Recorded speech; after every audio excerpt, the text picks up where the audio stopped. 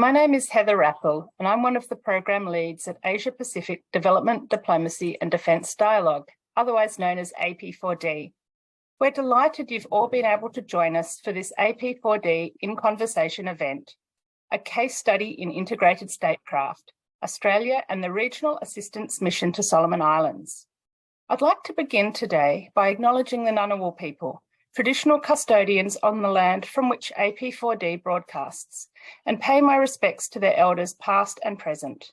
I also acknowledge the traditional custodians of the land from where our speakers join us today, the Wurundjeri people and Ngambri people. I extend that respect to other First Nations peoples joining us today. I'm really looking forward to today's conversation between two stalwarts of the Australian foreign affairs community, Michael Wesley and Melissa Conley-Tyler. Professor Michael Wesley is Deputy Vice-Chancellor International and Professor of Politics at the University of Melbourne. He is also co-chair of AP4D, alongside CEO of the Australian Council for International Development, Mark Purcell. Professor Wesley's research and writing focuses on Australian foreign policy and the international affairs of Asia and the Pacific. His most recent book, Help 'em Friend, Australia and the Regional Assistance Mission to Solomon Islands 2003 to 2017, is the first comprehensive history of Australia and the RAMSI intervention. Melissa Conley-Tyler brings a track record of decades of experience in Australian foreign policy to her role as Executive Director of AP4D. Her previous roles include Research Fellow, Associate in the Asia Institute, Director of Diplomacy at Asia Link, and for 13 years, National Executive Director of the Australian Institute of International Affairs. Melissa is a prolific commentator with expertise in Australian foreign policy, Australia's key relationships across Asia, and the practice of diplomacy. Now, before I hand over to our speakers today, I thought I would very briefly tell you about AP4D. AP4D was set up with a simple but powerful insight that in a challenging and contested world, we need all the elements of statecraft working together. We are an independent platform funded by Department of Defence and DFAT, housed at the Australian Council for International Development, Australia's peak body for international development. So we're a truly trilateral initiative. One of our most recent papers, What Does It Look Like for Australia to Use All Tools of Statecraft in Practice, highlights RAMSI as a good example of integrated statecraft working in practice. Today is a great opportunity to hear more about this from Michael. I will now hand over to Melissa to start the conversation. You will have opportunity to ask questions a bit later on, so please use the Q&A function at the bottom of your screens to type in any of your questions. But with that, I'll pass over to Melissa. Thank you. Thank you, Heather. And I have to say, I'm very excited to have this discussion. It was, in fact, RAMSI that got me interested in all tools of statecraft. When I was at the AIIA, we hosted an event on what was called at that point, smart power. We had Joseph Nye talking about how you bring together the hard power and the soft power resources of the state. We brought together people from across government, and somewhere during the day, the realization hit me that they basically never talked to each other. And it got me thinking, what more could we be doing if all our tools of statecraft were working together? Now, RAMSI is an excellent example of this. And because it is fading a little from the public consciousness, I'm particularly glad that Michael has written this book.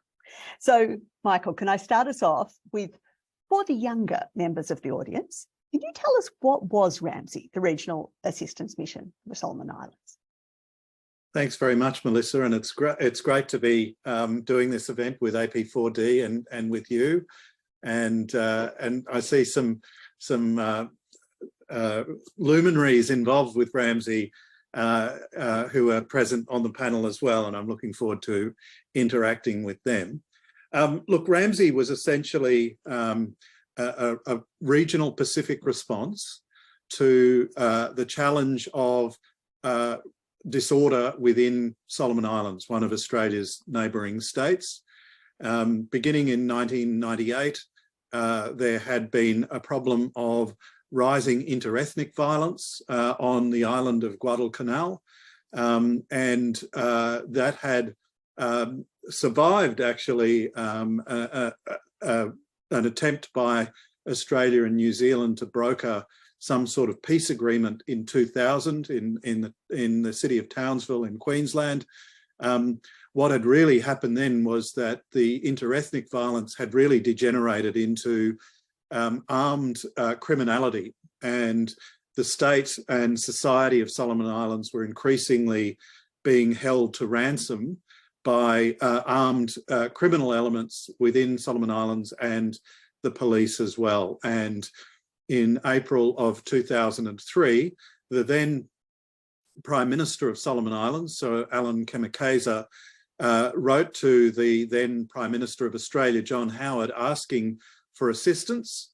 John Howard and his Foreign Minister, Alexander Downer, really overturned the advice and the long orthodoxy of how Australia dealt with its neighbours in the Pacific, and began to plan and finance and lead a Pacific-wide intervention that was inserted into Solomon Islands almost 20 years ago in July of 2003, and stayed in Solomon Islands for the next 14 years.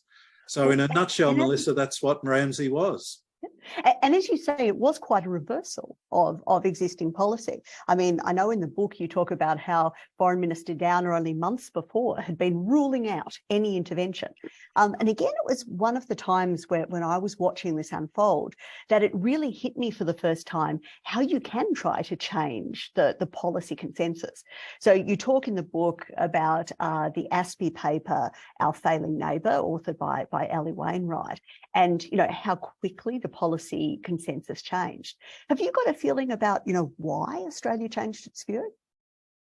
Yes, look, I think it was very much so just for people who haven't read the book but hopefully are about to, the policy consensus was very attentive to post-colonial sensitivities in the Pacific. It was a view that Australia would stand as a ready helper to the Pacific, a provider of aid and advice, but not to become too involved, and certainly not to intervene and try and impose any sort of solutions on the Pacific. Look, what changed Australia's mind, I think, and let me be clear that the impact of the ASPI paper is still hotly debated among those involved in mounting the RAMSI intervention, and I had to write that part of the book very carefully. But it really was, I think, a change that was strongly led by Howard and Downer from the top.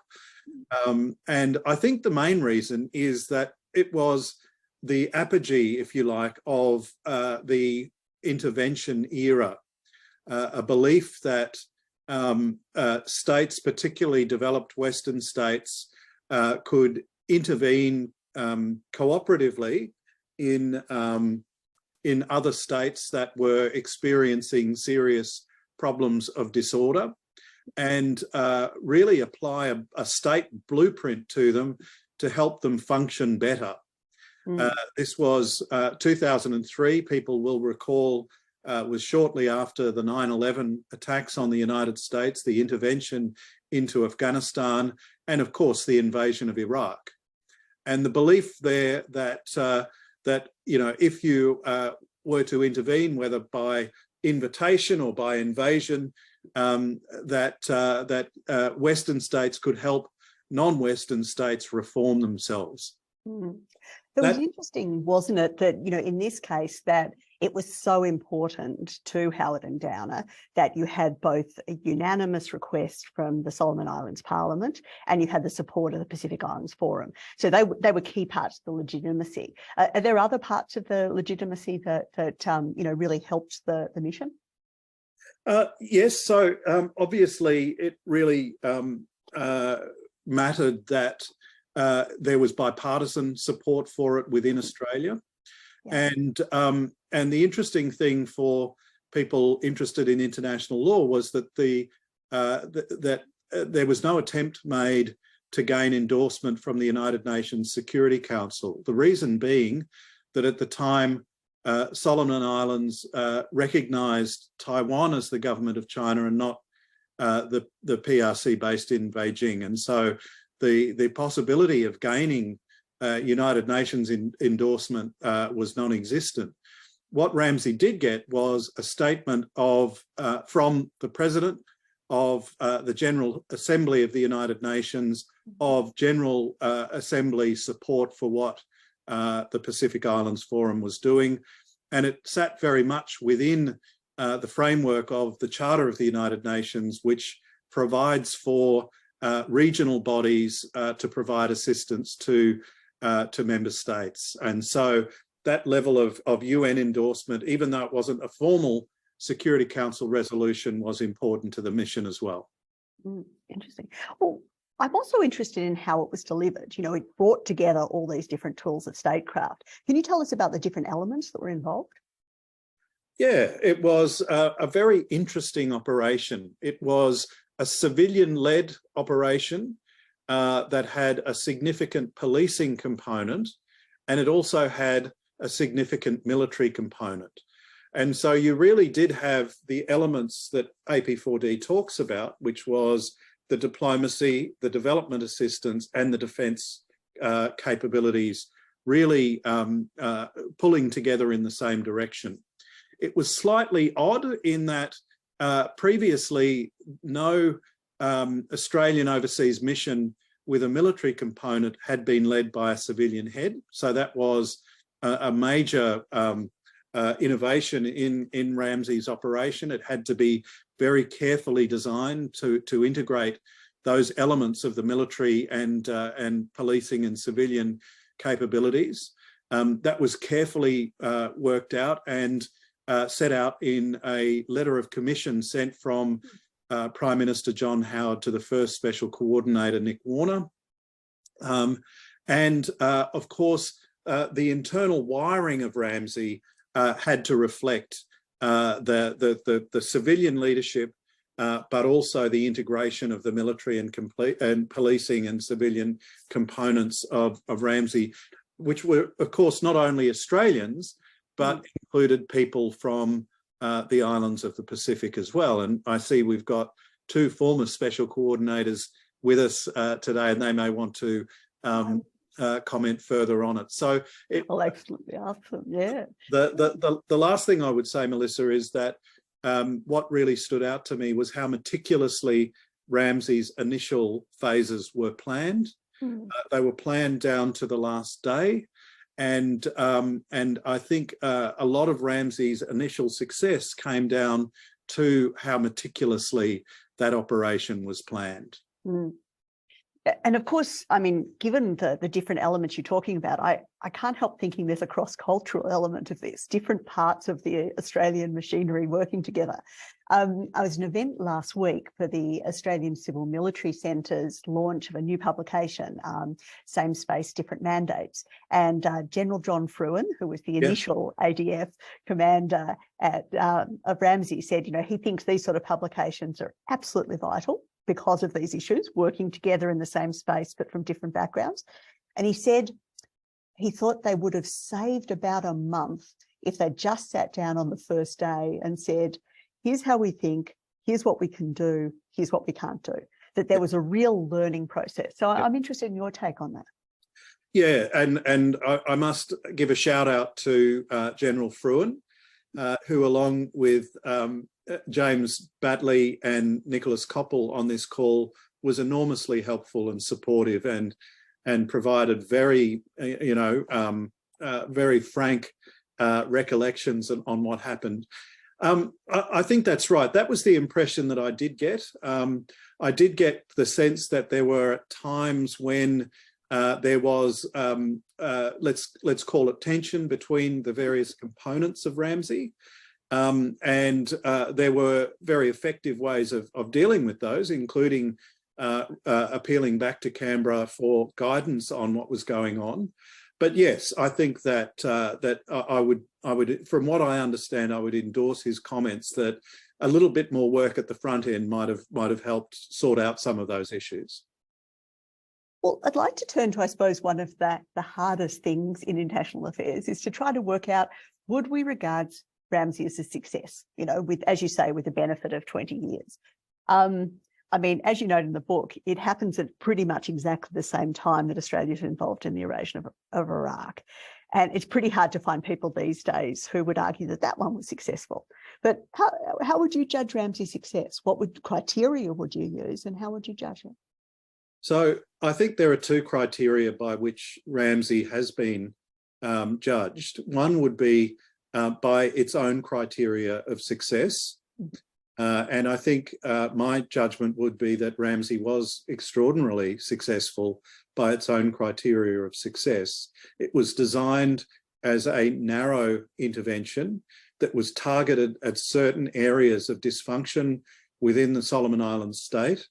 It was tasked also with eradicating the criminality and the violence from Solomon Islands society. And I think in doing that, it was really quite successful. The other much more searching standard of judging RAMSI and its success is how successful was it in transforming RAMSI's, Solomon Islands, the basis for the conflict that had prompted RAMSI's intervention in the first place. So these were things such as intercommunal tensions, particularly over land rights on Guadalcanal. These were things such as the dysfunction and corruption within electoral politics in Solomon Islands. These were things such as widespread youth unemployment, rampant urbanisation, the breakdown of law and order in rural communities in Solomon Islands. They were outside of RAMSI's remit, and RAMSI really didn't make very much progress, if at all, against those. But in my view, that is a rather too exacting standard to be judging RAMSI by. And so I think that by its own terms, particularly in an age of failed interventions, RAMSI really does stand out as a remarkably successful one. And I think pulling those apart makes perfect sense. So if you're saying first pillar, restore law and justice, absolutely. Some of the other pillars around economy, around machinery of government, maybe they're more ambitious. And I've got to quote this for people who haven't read the book yet, because it'll make them want to read it. Michael refers to what sometimes seem to be Australia's exaggerated self-belief in its ability to conjure up a functioning state from debilitation and disarray. And I think, what came through, I think, very strongly in this is that in some cases, there were people with very, very high ambitions about what RAMSI could achieve, who perhaps didn't have as much cultural understanding, about how foreign some of those ideas might be. And clearly, I saw when you were looking at what things worked best, the things that worked best were most successful interventions were where Solomon Islands was, ready and motivated for those issues. The ones that are least successful are ones that push up against the hard reality of politics. So that's right. And I think also there were some areas of state building where particularly Australian and New Zealand advisors arrived with really quite complex and advanced ways of doing things. For example, budgeting processes within the Ministry of Finance that really kind of outstripped the level of capabilities that were there among Solomon Islands public servants, many of whom hadn't had access to the levels of education and training and experience that their Australian and New Zealand counterparts had. So there was, I think, within RAMSI, a constant process of recalibrating what was desirable and what was achievable within Solomon Islands. The other problem was just how thin the talent is within a state like Solomon Islands, that qualified people would often be lost to the system because they would quite simply be offered much more lucrative positions, either by RAMSI itself or by various development agencies and development banks. And so there was this process of constant attrition of talent from Solomon Islands government agencies, which made that process of capacity building seem like a bit of a Sisyphean task at times. Makes sense. I suppose the thing that also came through to me reading it was, in a way, a lost opportunity for Solomon Islands elites. You quoted Prime Minister Kemakeza reflecting that, you know, RAMSI's most important legacy was setting an example of what he called the right way to do things. Yep. I might just call it a different style of politics, one that is much more focused on state building rather than on big man politics. And it seems from what we can tell that the Solomon Islands population was really receptive to this and really loved the idea of a different style of politics, but that's not what happened. I think the style of politics has probably returned. No, well, as James Batley's research has demonstrated over time, what we've seen develop and become increasingly more resourced is these constituency development funds, in which resources are drained away from Solomon Islands state and provided to individual members of parliament to invest in their own constituencies. And so what you've had over time, and actually during RAMSI's tenure, was the Solomon Islands as an agent of development in Solomon Islands society and state withering over time, and the resources being diverted to individual elected members of parliament. And my own view is that that's not conducive to the long-term stability and capabilities of the Solomon Islands state. Well, I only have a couple more questions, so I'll tell people in the audience, please do start putting your questions in the Q&A. We would love to hear them, and we want to keep this conversation going and extend it out. So I wanted to ask a bit, Michael, on legacy. You know, what did RAMSI leave behind?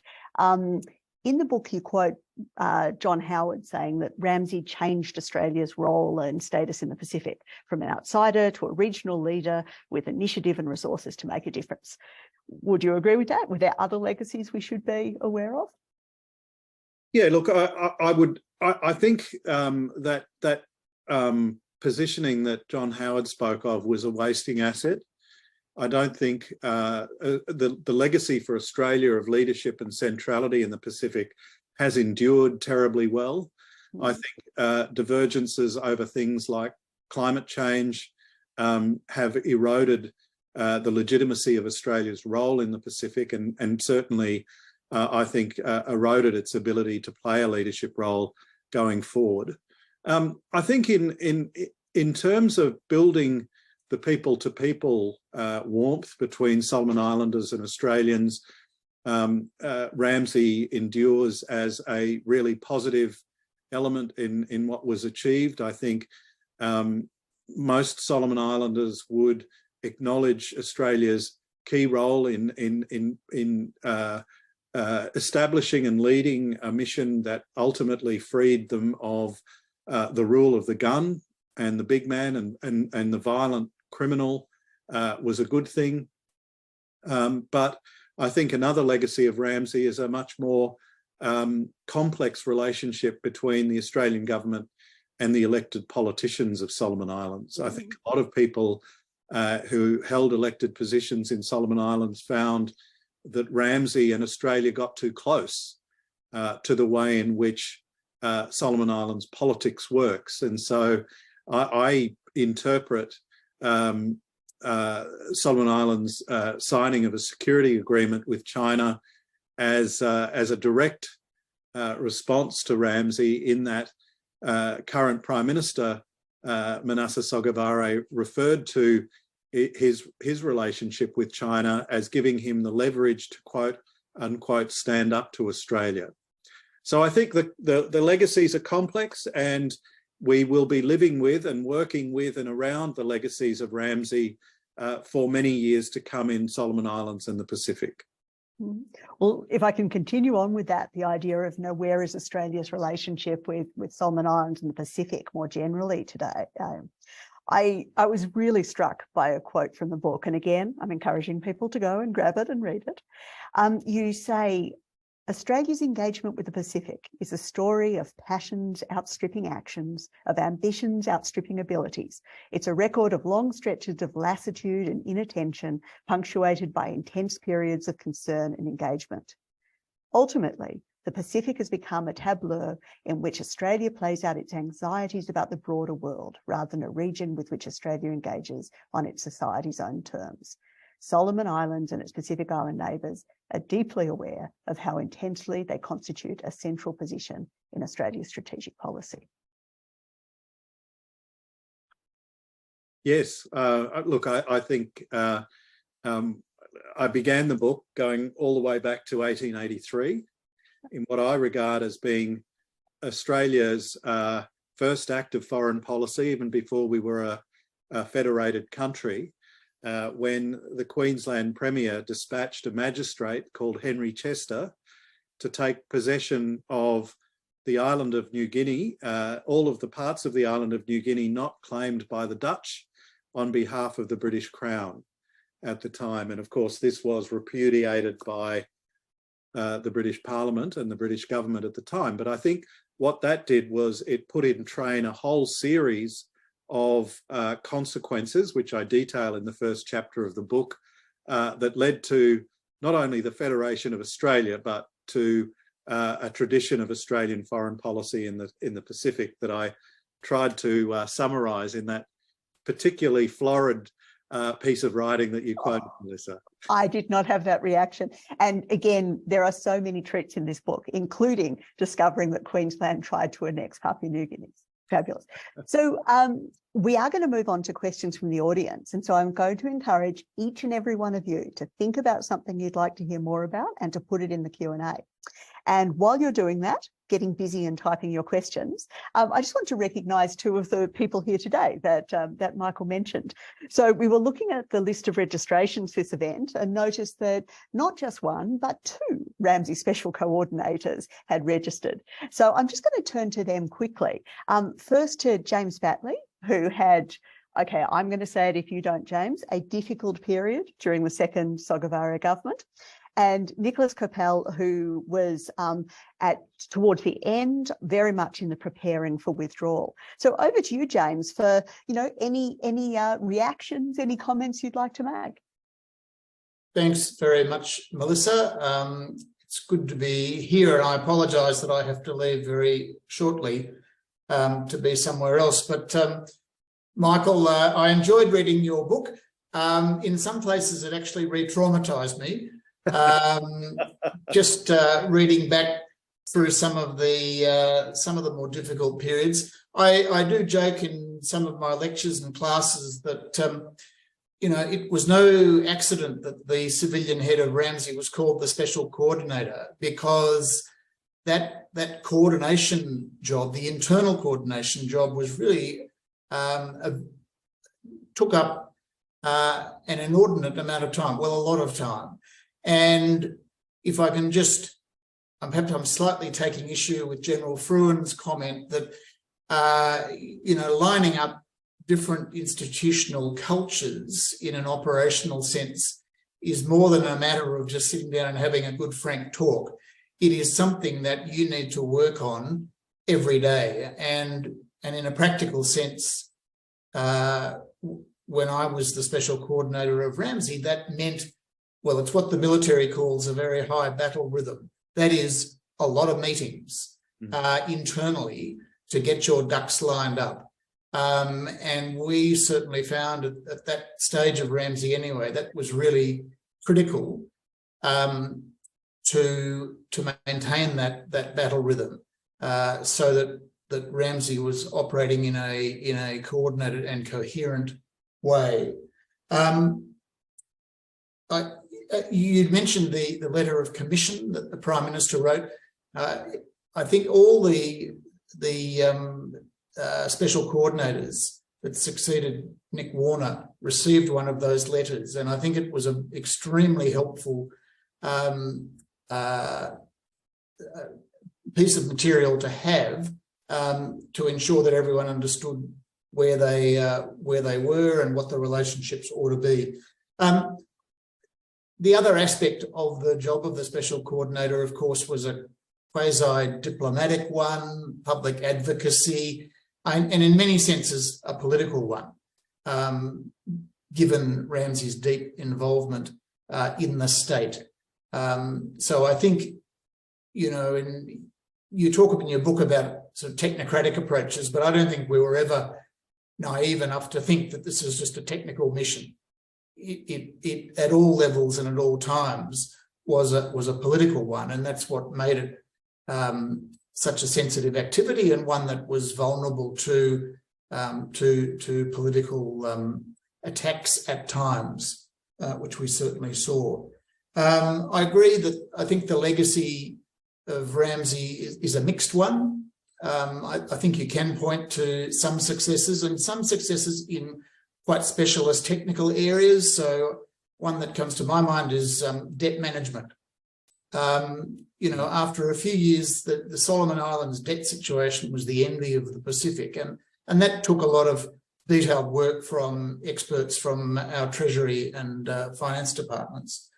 But as you say, I think it was during the period of RAMSI that constituency development funds really accelerated to become a major feature of how the state works in Solomon Islands. And I think in some senses, you can say RAMSI, in a way, is complicit in that development, in the way that the decision-making or the political elite in Solomon's reacted to RAMSI. So I will have to leave my remarks there. Thank you very much for the opportunity, Melissa. Congratulations, Michael. Encourage everyone to buy the book and read it.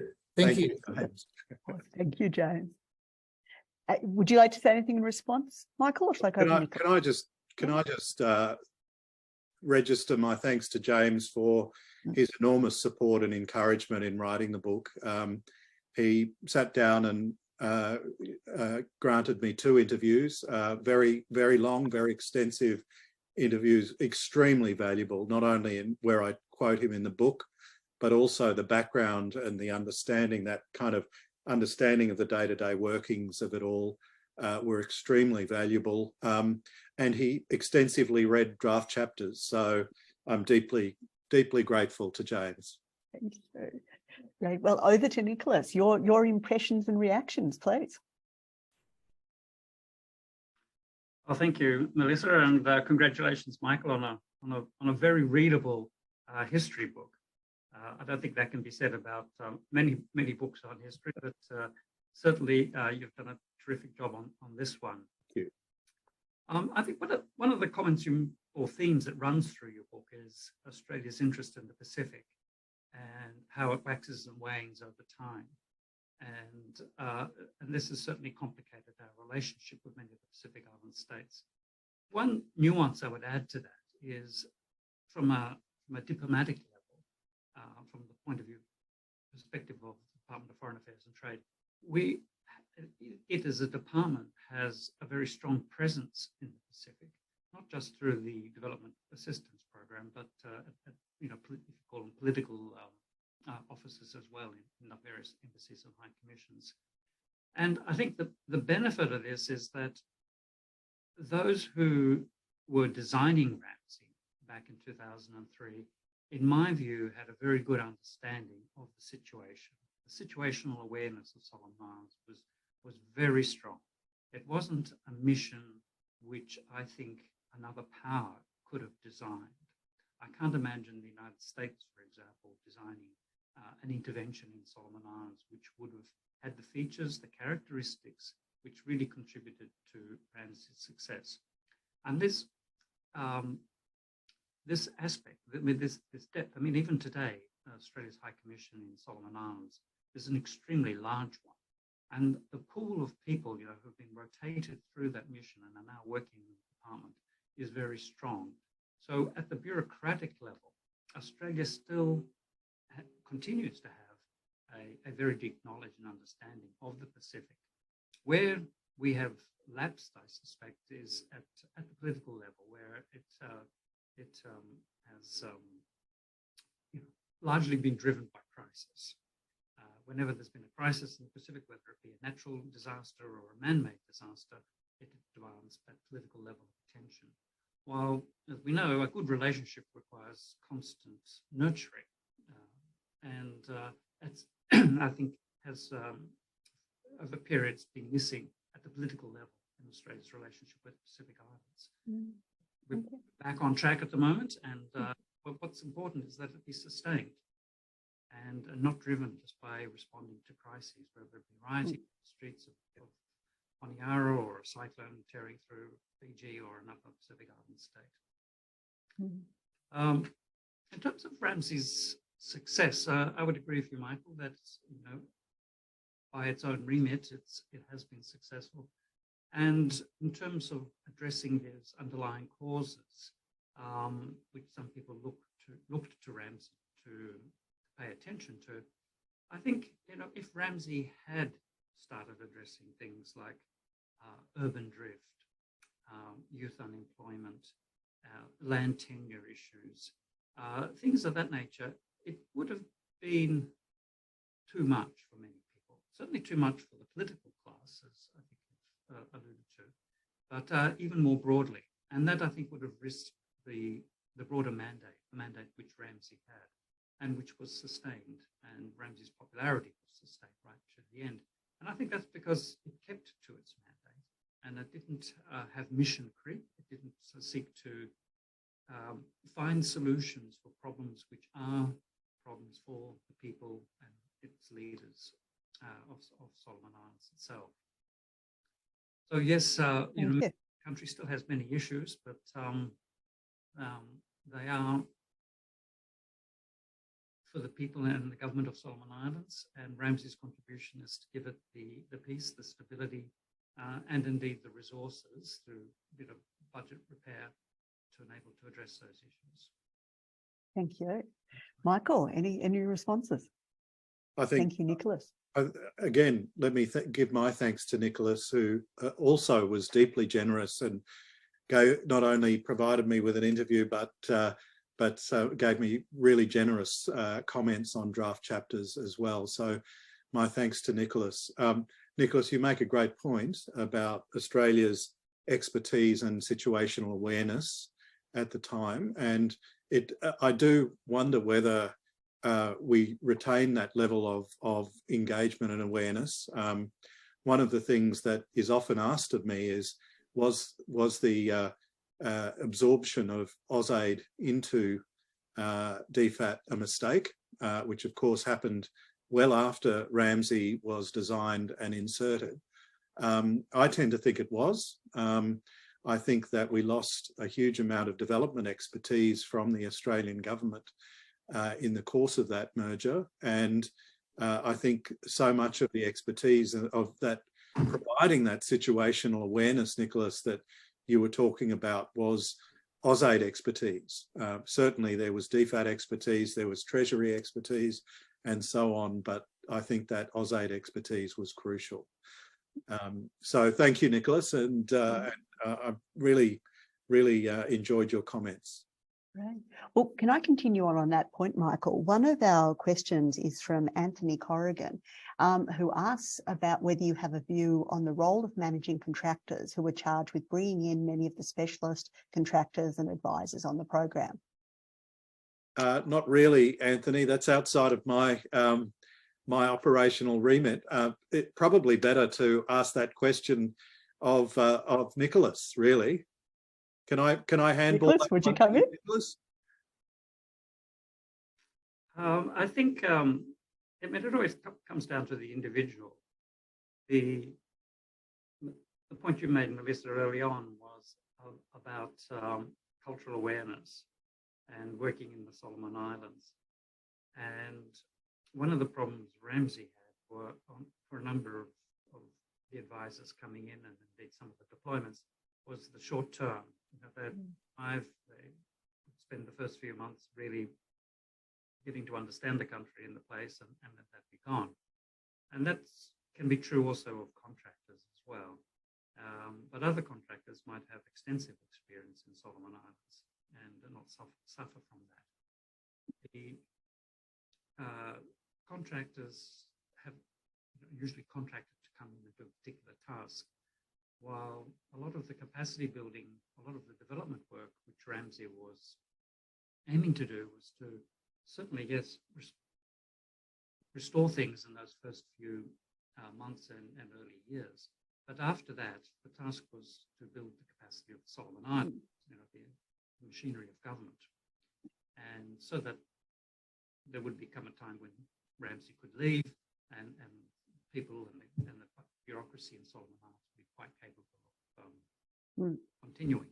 Contractors come in and do a job and leave. And that's the way they're structured, unless there's contracted to do training sessions, which is another matter. But there again, still some familiarity with Solomon Islands, but the constraints, the cultural constraints, the resource constraints, the transfer of skills and knowledge has to be one which is sustainable, which has to take into account the environment in which it's being received. Okay. I'd like to have seen many more of the advisors and contractors coming from other Pacific Island countries. There's a limit to how much of that part of the availability of personnel, but also you can take people out of other countries and you diminish what's available in those places as well. So it's an overall capacity problem. Yeah. Understood. Okay. Well, I might turn, if I can, to one of our questioners, actually a neighbour of mine from Armidale, from University of New England, Karen von Strawkirch. She asks particularly about success on that pillar of restoring law and justice. And her question, she accepts that RAMSI did quickly end the violence and restore security in the short term, but notes, of course, that there were riots in 2006 and 2021. So, is there still a culture of recourse to violence in response to political disputes? And what role can Australia play in addressing this? Michael. Yes, look, I think that's right. I would also refer to the riots in 2019 as well. I think what links all three of them is an underlying sort of large pool of underemployed young men. Solomon Islands is one of the most youthful populations on Earth, has a very high birth rate. It also has very high unemployment. And what you notice when you go to Honiara or other regional capitals is large numbers of underemployed or unemployed young men loitering around with not very much to do. Often these young men become addicted to drugs and kwaso, which is the home brew, and can be incited to turn to violence very, very quickly. There is also, I think, a growing tension within Solomon Islands society between ordinary people and the elected political class, who they see as often being in the pockets of wealthy developers and particularly Chinese settlers in Solomon Islands as well. And so quite significantly, those three instances of violence were directed against Chinatown in Honiara and the Chinese community in Solomon Islands. So I think each of those, makes Solomon Islands a volatile place. But to quote Nicholas, as I quote him in the book, it's not so much that violence lurks under the surface of Solomon Island society. It certainly does, and it does in a lot of societies. It's what the state is able to do about it and how quickly the state is able to respond to it. And I think the real advance of RAMSI in building the capacity of the law and order capabilities of Solomon Islands government has been to give it greater powers of dealing with unrest like that. And of course, before RAMSI withdrew in 2017, an agreement, a security agreement was signed between Solomon Islands and Australia, which facilitates, on request, when the Solomon Islands government asks for it, the dispatch of Australian police and soldiers to restore order in Solomon Islands. So, the question is a very good one, but I do think that we've come materially quite a long way from where we were back in 2003, thanks to RAMSI. So militancy as it was then has not come back, even though, of course, there are ongoing law and order issues.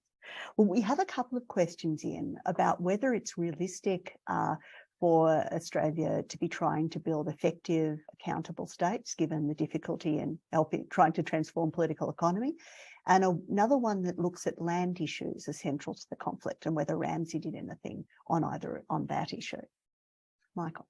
So yes, look, I think Australia must continue to engage in the Pacific and elsewhere in helping to build viable, accountable states, because the alternative is just not to be contemplated, really.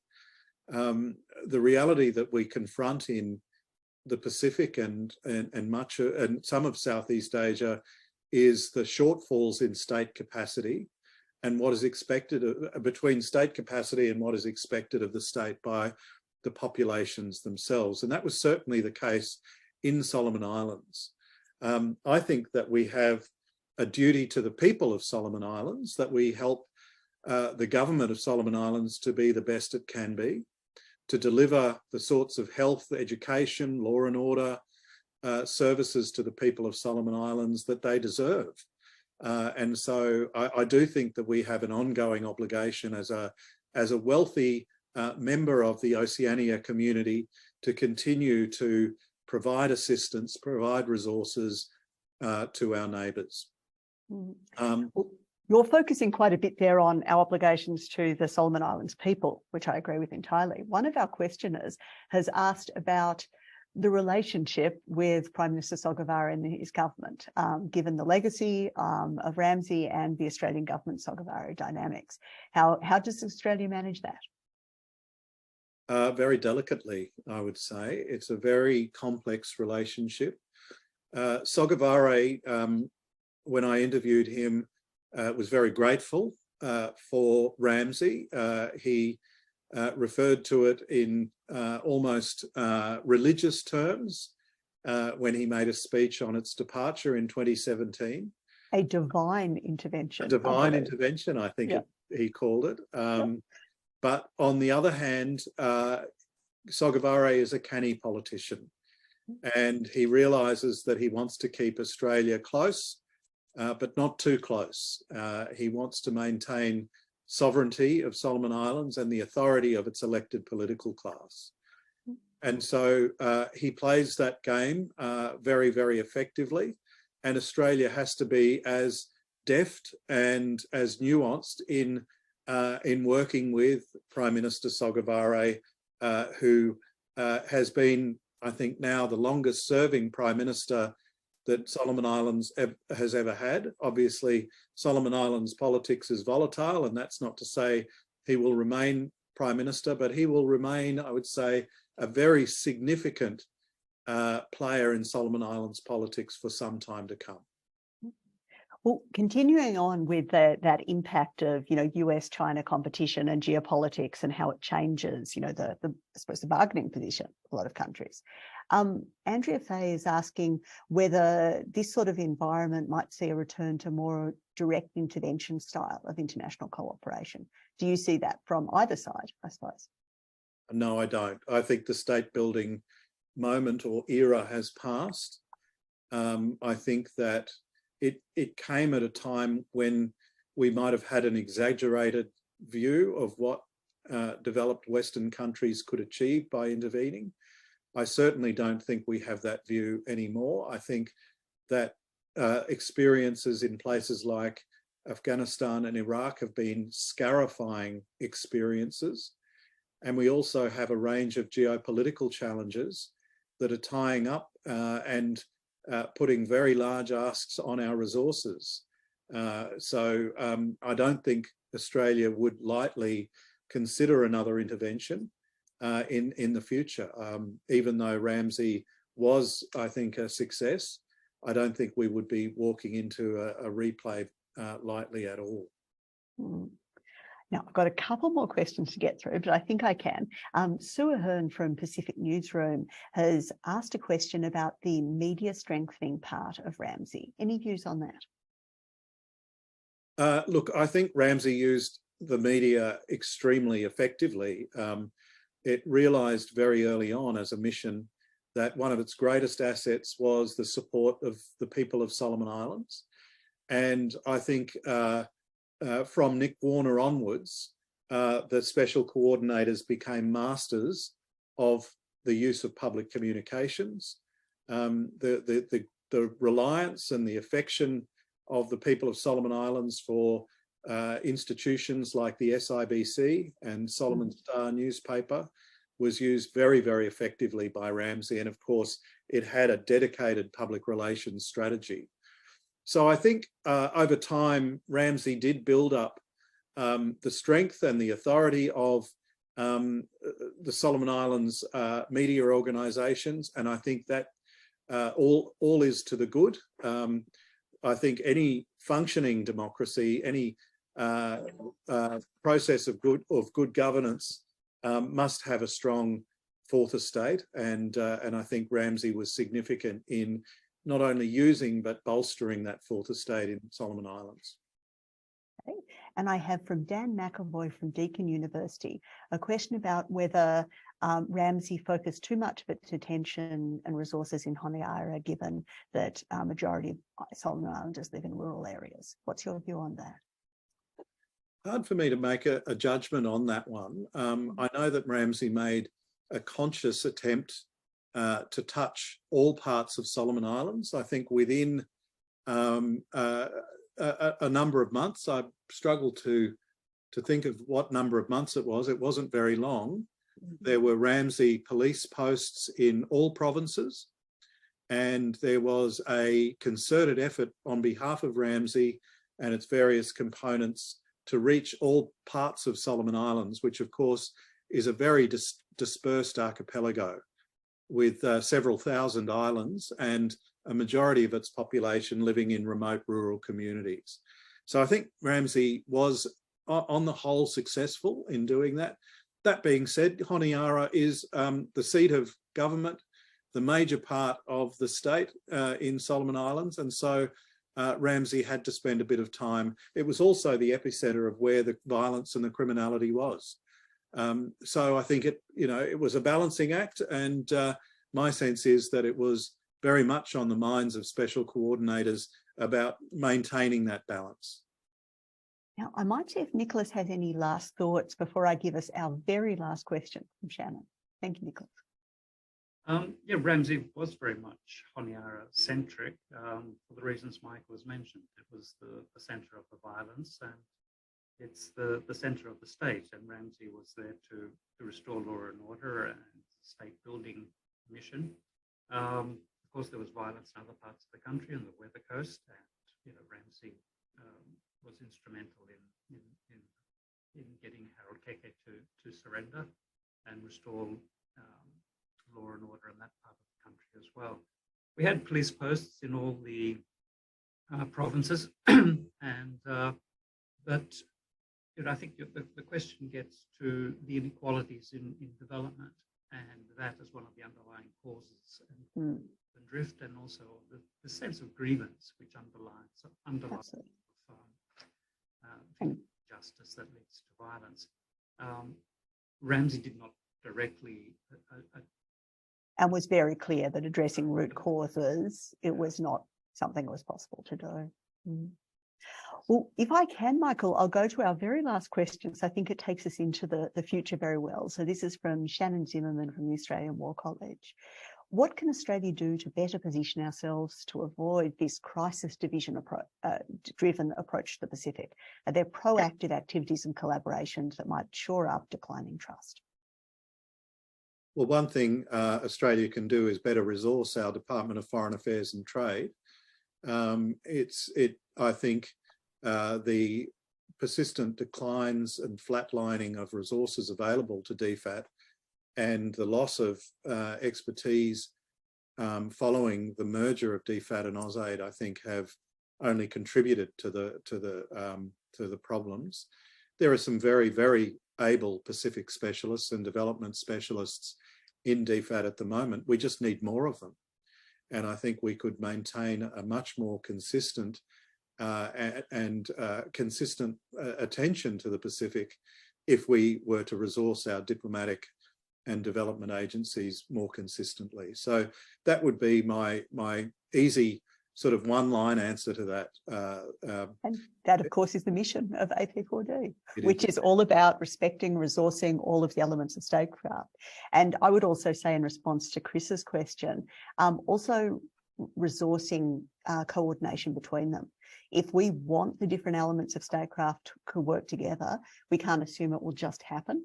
We have to resource that and make sure that there are both, strategy level, structure level, staff level to enable them to work together. And I think RAMSI is a great example of a lot of resources being put in to solve exactly that problem. So can I say again, huge thanks to Michael Wesley for coming and sharing his views on his book today. I hope anyone in the call who has not yet read it shall go and grab it in a bookstore or on a Kindle, as I do, and do enjoy reading. And we are very, very lucky that both James and Nicholas were in the audience and were willing to share their thoughts today. So thank you. Thank you so much. In terms of what we've got coming up next at AP4D, we will have a busy month. We will be launching 3 papers this month, looking at illegal, unreported and unregulated fishing, looking at Australia's relationship with Timor-Leste, and building a joint agenda on maritime security issues with Southeast Asia. So if you're interested in any of those topics, please keep following us on social media, subscribe to our newsletter, and we'll tell you when we have more to share. So thank you so much again for joining us today. And thank you, Michael, for making time to talk about your wonderful book. My great pleasure. Thank you again.